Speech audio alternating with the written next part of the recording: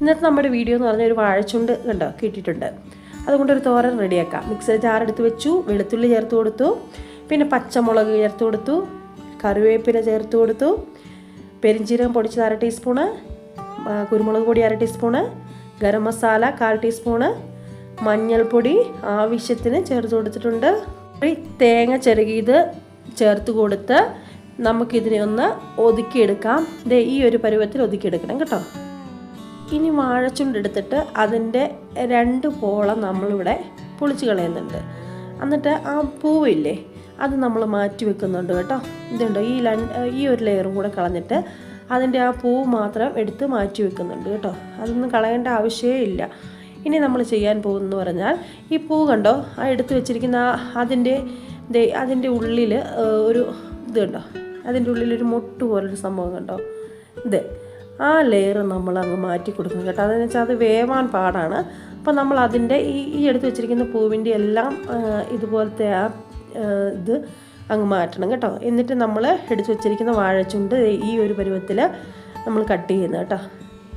ഇതുപോലെ പീസാക്കി ഇനി ചെയ്യേണ്ടതെന്ന് വെച്ചിട്ടുണ്ടെങ്കിൽ ഇതിനെ ഈ നടുകെ മുറിച്ച് ഇതുപോലെ ചെറുതായിട്ട് അരിഞ്ഞെടുക്കണം. ഇതുപോലെ ചെറുതായിട്ട് അരിഞ്ഞെടുക്കുക കേട്ടോ.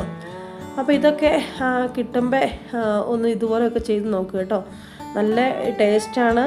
നമ്മൾ ഈ കക്കയിറച്ചിയൊക്കെ മേടിച്ച് കഴിക്കുന്നില്ലേ, അതിൻ്റെ അതേ ടേസ്റ്റിൽ വരും കേട്ടോ ഇത്. അപ്പോൾ നമുക്ക് എല്ലാവരും ഒന്ന് ട്രൈ ചെയ്ത് നോക്കുക.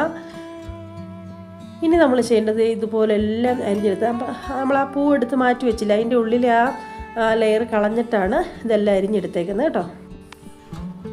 ഇപ്പം നമ്മളെല്ലാം അരിഞ്ഞെടുത്ത് വെച്ചിട്ടുണ്ട്.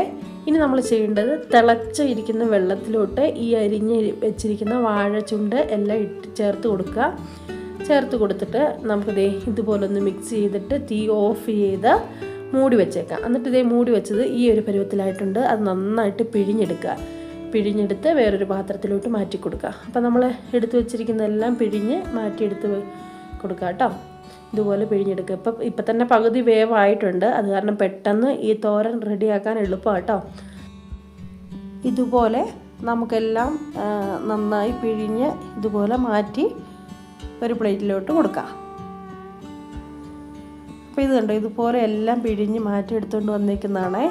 ഇനി നമ്മൾ ചെയ്യേണ്ടത് ഒരു പാൻ വെച്ചു, വെളിച്ചെണ്ണ ചേർത്ത് കൊടുത്തു, അതിലോട്ട് കടുകിട്ട് കൊടുത്തു, നമ്മൾ മാറ്റി വെച്ചിരിക്കുന്ന അരപ്പ് ചേർത്ത് കൊടുത്തു, ചെറുതായിട്ടൊന്ന് വഴറ്റിയെടുക്കുക കേട്ടോ.